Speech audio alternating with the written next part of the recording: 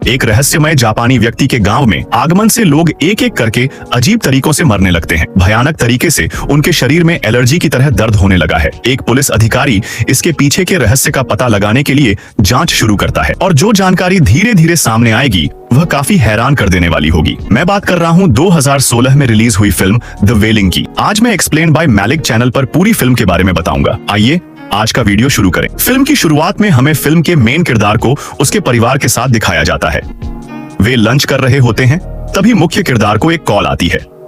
दरअसल फिल्म का मुख्य किरदार एक पुलिस अधिकारी है और उसे कॉल पर बताया जाता है कि यहाँ एक हत्या हुई है। वह जल्दी से बताई गई लोकेशन पर पहुंचता है और देखता है कि हत्यारा वहां बड़े आराम से बैठा हुआ है और साथ ही उसे हत्यारा बीमार भी लगता है क्योंकि उसे अपने पूरे शरीर में एलर्जी थी। अब पुलिस अधिकारी अंदर जाता है और लाशों को देखता है जिन्हें बुरी तरह से काटकर बांध दिया गया था। यहाँ उसके साथी पुलिस अधिकारी उसे बताते हैं कि असल में हत्या यहाँ नहीं हुई है। दरअसल हत्या करने के बाद इन शवों को यहाँ लाया गया है और अब वे उस स्थान पर जाते हैं जहाँ असल में हत्या हुई थी। वह जगह बहुत अजीब लग रही थी। ऐसा लग रहा था जैसे किसी ने वहां कोई अनुष्ठान किया हो। उन्हें वहां बहुत सी ऐसी चीजें दिखीं जो काले जादू से जुड़ी थीं। जैसे वहां कुछ पक्षी मरे हुए थे और वहां एक ऐसा पौधा भी था जिसे जलाने के बाद ऐसा लग रहा था कि वो छोटी खोपड़ियां हैं। जैसे ही पुलिस अधिकारी उसे छूने वाला था, उसे उसके दूसरे साथियों ने वापस बुला लिया और यहीं से हमें मूवी में एक जंगल दिखाया जाता है जहां एक आदमी शिकार कर रहा था, लेकिन पैर फिसलने की वजह से वह नीचे गिर जाता है और चोट लगने पर वह बेहोश हो जाता है। जब उसे होश आता है तो वह देखता है कि एक जंगली आदमी उसका शिकार कर रहा है। अब जंगली आदमी भी उस आदमी को देखता है और जब वह उस आदमी के करीब आता है तो वह देखता है कि जंगली आदमी की आंखें आम इंसानों जैसी नहीं हैं। वह सोचता है कि या तो यह कोई और जीव है या फिर कोई राक्षस या भूत है। दरअसल इन सारी बातों का मुख्य पात्र एक अन्य पुलिस अधिकारी को बताया जा रहा था और दूसरे पुलिस अधिकारी की जानकारी के अनुसार गांव में ऐसी सारी घटनाएं उसी जापानी व्यक्ति की वजह से हो रही थीं, जिसने उसे जंगल में देखा था। लेकिन जोंग चू ने उस पर बिल्कुल भी विश्वास नहीं किया। वह कहता है कि जिन लोगों की हत्या हुई है उनकी पोस्टमार्टम रिपोर्ट में ऐसा कुछ नहीं लिखा है और वह उसे यह भी बता रहा था कि वह जापानी आदमी बिल्कुल हमारे जैसा है और वह ऐसा कुछ नहीं कर सकता। अगले दिन जोंग चू के पास एक और हत्या की रिपोर्ट आती है और इस बार हत्या में पूरा परिवार मारा गया और उसके बाद उनका घर भी जला दिया गया। वहां जाने पर जोंग चू को एक रहस्यमयी लड़की मिलती है जिसने सफेद पोशाक पहनी हुई थी और वह लड़की जोंग चू को बताती है कि मैं मरने से पहले इस जोड़े से मिली थी और इस जोड़े ने मुझे बताया कि वह जापानी आदमी भूत है और निश्चित रूप से उस जापानी आदमी ने उनकी हत्या की है। वह लड़की जोंग चू को भी साबित करने के लिए घर के अंदर ले जाती है।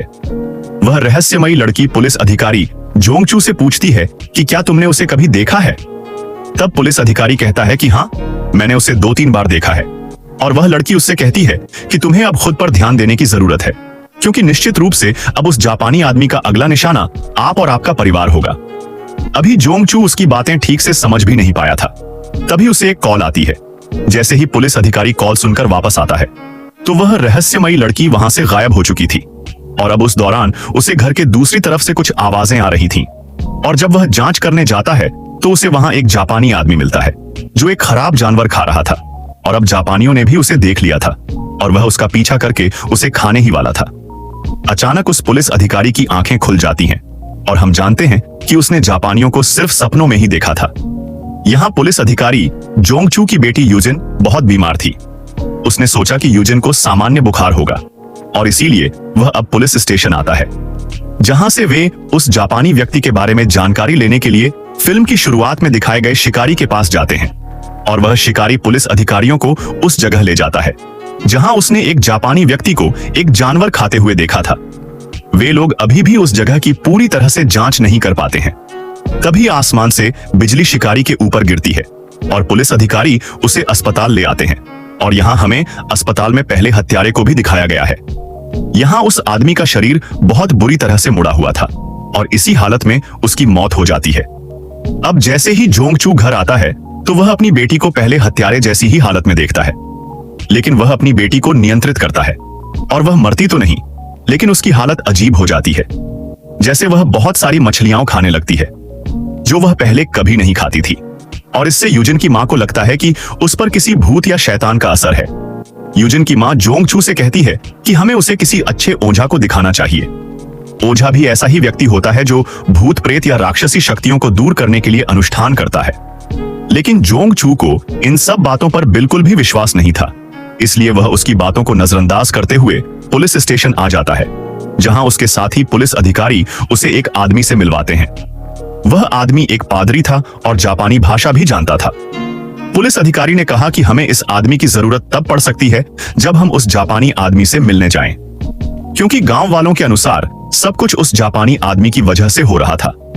वे उस पुजारी को लेकर उस रहस्यमयी जापानी घर में जाते हैं, जहां एक पुलिस अधिकारी को बहुत सारी ऐसी तस्वीरें मिलती हैं जो गांव वालों की थीं और सभी गांव वाले मर चुके थे। यहीं से जोंगचू दूसरे कमरे में जाता है और जब वह वहां जाता है तो उसे लगता है कि यह एक अनुष्ठान कक्ष है, जहां काले जादू से जुड़ी बहुत सारी चीजें थीं। और इसी बीच वहां एक जापानी व्यक्ति आता है, लेकिन वहां के सारे हालात देखकर ये दोनों बहुत डर जाते हैं और उसे लगा कि वह निश्चित रूप से एक भूत था, इसलिए वह डर कर वहां से वापस आ जाता है। अब जोंगचू के साथ मौजूद पुलिस वाला जोंगचू से कहता है कि उस जापानी आदमी का अगला निशाना तुम्हारा परिवार है। जोंगचू उससे पूछता है, तुम ऐसा कैसे कह सकते हो? जिस पर पुलिस अधिकारी जोंगचू को एक जूता दिखाता है जो उसकी बेटी का था। इसलिए वह घर जाता है और उस जापानी आदमी के बारे में पूछता है, और जैसे ही उसने उसका नाम सुना, ह्योजिन बहुत क्रोधित हो गया। थोड़ी देर बाद वह ह्योजिन के शरीर पर वही एलर्जी देखता है जैसा कि हमने फिल्म की शुरुआत में हत्यारे की लाश देखी थी। अब जोंगचू जल्दी से पुजारी को जापानी आदमी के घर ले जाता है। वह वहां मरे हुए लोगों की तस्वीरें देखने आया था, लेकिन जब वह वहां जाता है तो उसे कोई फोटो नहीं मिलती और वह गुस्से में वहां सब कुछ तोड़ना शुरू कर देता है। और यह देखकर जापानी आदमी का कुत्ता उस पर हमला कर देता है और वो कुत्ते को बहुत बुरी तरह से मार देता है। और जैसे ही जापानी आदमी उसके सामने आता है तो वो उसे धमकी देता है कि अगर तुमने 3 दिन तक ये जगह खाली नहीं की तो फिर मैं तुम्हें भी बहुत बुरी तरह से मारूंगा, जैसे मैंने इस कुत्ते को मारा है। उधर ह्योजिन की हालत खराब होती जा रही थी और अब जोंगचू अपने घर में एक जादूगर को बुलाता है। वह जोंगचू को अकेले ले जाता है और कहता है, आपकी बेटी के साथ जो कुछ भी हो रहा है वह जापानियों की वजह से हो रहा है और वह जापानी आदमी इंसान नहीं है। अगर आप इन चीजों से बचना चाहते हैं तो आपके पास सिर्फ 2 ही रास्ते हैं, या तो उस जापानी आदमी को मार दो या फिर मुझे यहाँ कोई अनुष्ठान करना पड़ेगा। वह कहता है कि अगर ऐसा नहीं किया गया तो फिर जो तुम्हारी बेटी के साथ हो रहा है वही पूरे गांव के साथ होगा।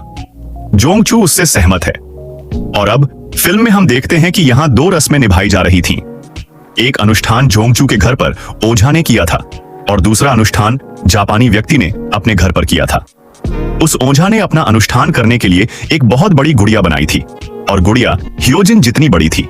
अपनी रस्म निभाते हुए जैसे ही उसने उस गुड़िया को मारा और जहां वह मारता है उसी समय और उसी जगह पर ह्योजिन भी दर्द में है।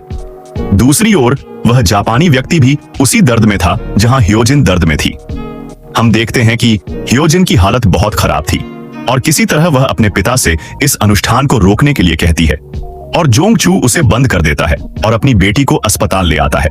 और दूसरी तरफ हम जापानी आदमी को देखते हैं जो दर्द में अपने घर से बाहर आया था और वहां उसे वही रहस्यमयी लड़की सफेद कपड़ों में दिखती है, जिसे देखकर वह बहुत डर जाता है।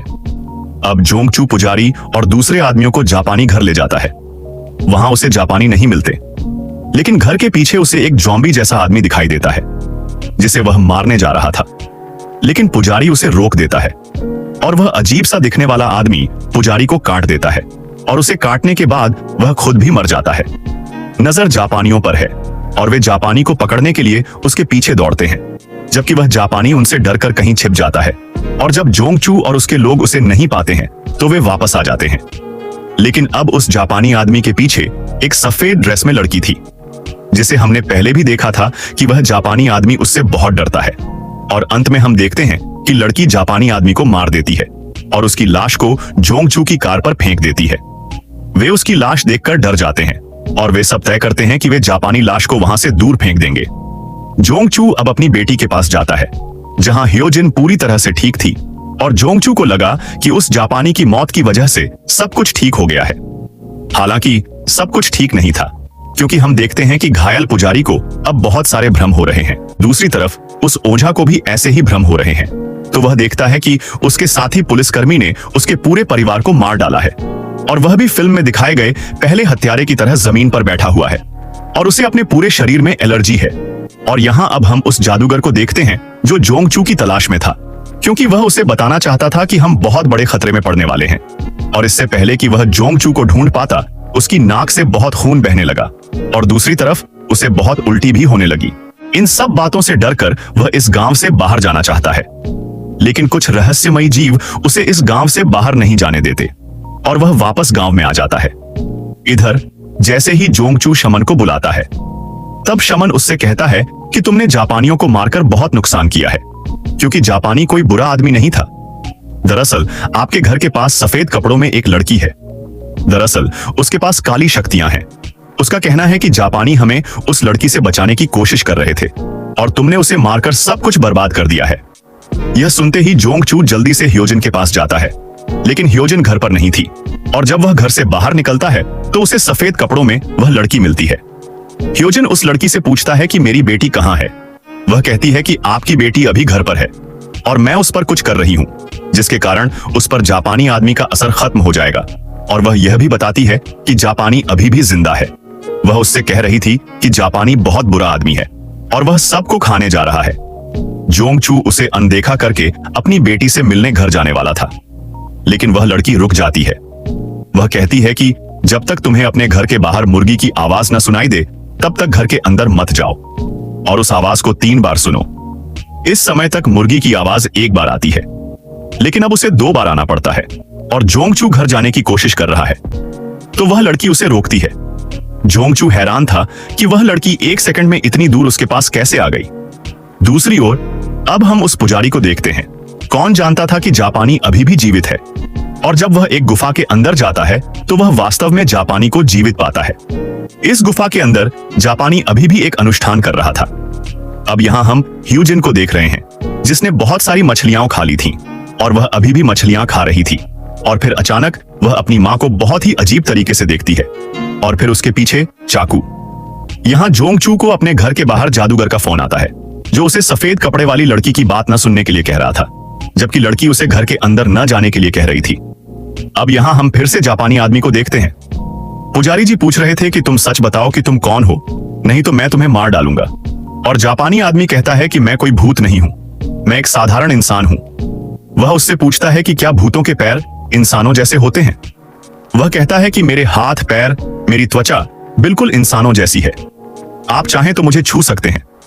और अब जापानी आदमी अपना कैमरा उठाता है पुजारी की तस्वीर लेने के लिए, जबकि दूसरी तरफ हमें जंगचू दिखाया गया है, जो लड़की के मना करने के बावजूद उसके घर गया और उसका वहां जाना सबसे बुरी बात है। फिर उसकी बेटी उसके परिवार को मार देती है और इतना कुछ होने के बाद भी वह अपनी बेटी को प्यार से अपने पास बुलाता है। और यहां से सीन कट जाता है और हमें फिर से जापानी आदमी दिखाया जाता है, जो अपने असली चेहरे पर था। उसकी त्वचा बहुत अजीब लग रही थी, जबकि उसके सिर पर 2 सींग थे। उसके नाखून, उसकी आंखें, सब कुछ अजीब था। और इसी से हमें पता चला वह सफेद कपड़ों में सही लड़की थी, यानी उसके पास सफेद शक्तियां थीं, जबकि असलियत में यह जापानी आदमी शैतान था। और अब यहाँ हम चेयरमैन को देख रहे हैं, जो जंगचू के घर आया था, जहां सफेद कपड़ों में वह लड़की बैठी थी, मानो उसने सब कुछ खो दिया हो। वह घर के अंदर जाता है और सभी मृत लोगों की फोटो लेकर बाहर आता है। जैसे ही वह उन सभी तस्वीरों को अपनी कार के पास रखता है, तभी उसके हाथ से एक बक्सा गिरता है, जिसमें सभी मरे हुए लोगों की तस्वीरें थीं। और हमें पता चलता है वह चेयरमैन भी उस जापानी व्यक्ति के साथ था, और जब वह फ्यूजन पर अनुष्ठान कर रहा था, तब भी वह जापानी व्यक्ति के साथ था। और जापानी आदमी को अपने अनुष्ठान की वजह से दर्द नहीं हो रहा था, बल्कि उसे सफेद कपड़े वाली उस लड़की के अनुष्ठान की वजह से दर्द हो रहा था। और उस जापानी आदमी की जीत के साथ यह फिल्म यहीं खत्म होती है। कृपया हमें कमेंट में बताएं कि आपको वीडियो कैसा लगा। चैनल को लाइक और सब्सक्राइब करना न भूलें। अगले वीडियो में मिलते हैं, तब तक के लिए अलविदा।